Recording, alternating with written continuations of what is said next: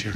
All right, I'm here with Riley Ortiz from Native Sweets, and he's got some wonderful sweets to share with us. But first, you wanted to introduce yourself. Yate Ben Shikedo sa dana. In Shia ya Riley Ortiz in Shia. The nen slow ya Nashada ya nen Jose Nasha Gallup, New Mexico. Hadona en Shle ya Kachin in slow ya Tsana Jini Bashishin. Dokia on Edas and Neledot Loedas che. Good aya the nen Shle. Hello, good morning, my friend, my family and friends. My name is Riley Ortiz, and I'm a Navajo, and where I come from is Gallup, New Mexico, but now I live here in California. And on my parents' side, my relation is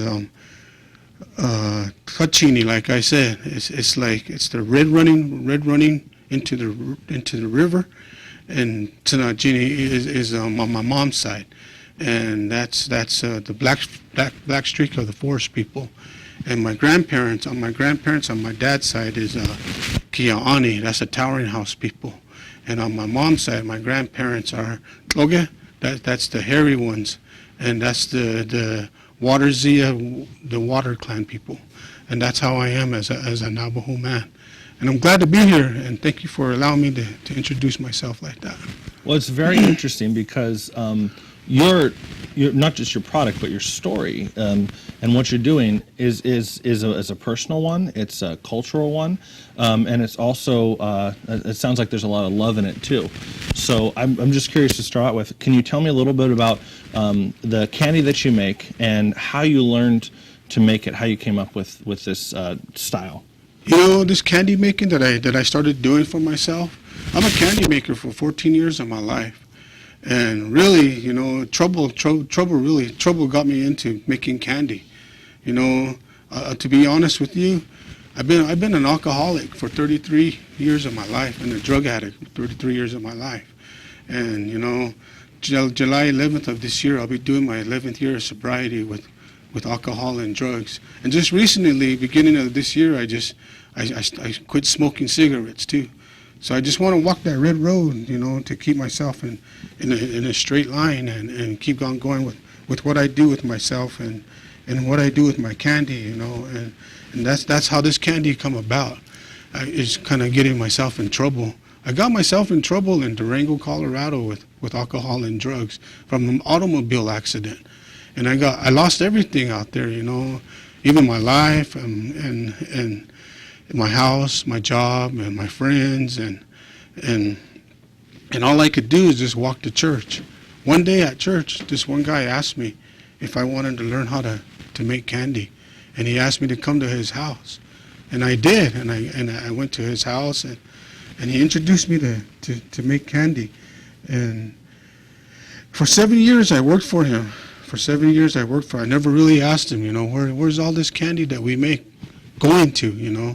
I never asked him that until that one day I did, and he told me that we've been cooking candy for C's Candy Company out from Denver, Colorado, you know. But one day my mom and my dad got a heart attack in 1 week, and they ended up in a heart hospital, and then I had to move away back to Gallup, New Mexico, to be closer to my mom and dad because they were ill, and I found myself a job there in Gallup, and I started working for a company, but the company that I worked for didn't want me to show them what I could do to help their company, you know. They sat on my shoulder all the time, and I kind of didn't like that.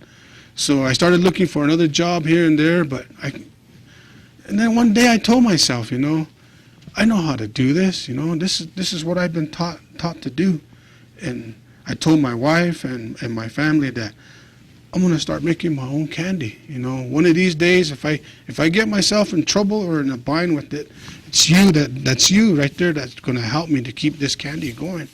But knock on wood, you know, that hasn't happened to me. You know, I can really connect with that because I myself am self-employed, and I've tried working for other people, and you feel like you can do so much more when you have the chance to do it on your own, and there's a confidence there, and there's a passion there that but it's also scary to strike out on your own and try it yourself.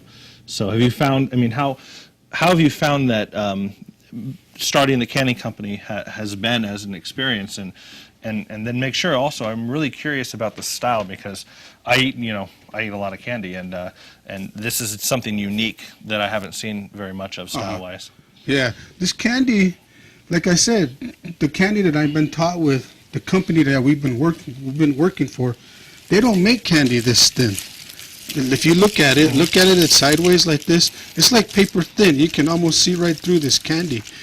When you go to C's Candy Companies or candy store, any candy store, you ain't gonna find brittle this thin. Their brittle is always maybe like a 1/4 inch thick and overpowered by sugar.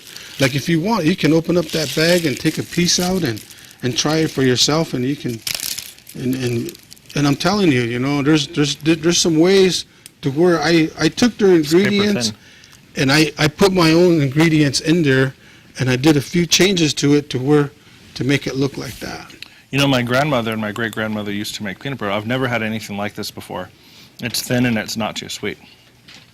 The one you're eating right now is pecan.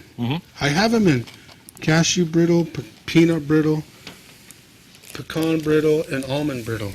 And I could pretty much use any kind of nut to come up with the brittle.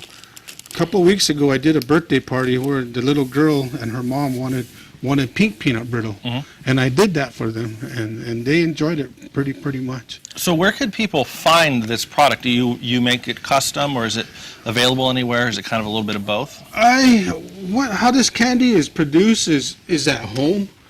It took back in New Mexico. I can just walk into an office and ask for a license to make and sell candy. But when I moved out to California, there's a lot of red tape that you have to go through. You have to have your bags labeled. You have to have your bags all like with your company name, your permit name, your ingredients that are in it, your address, your phone number. That has to be all included.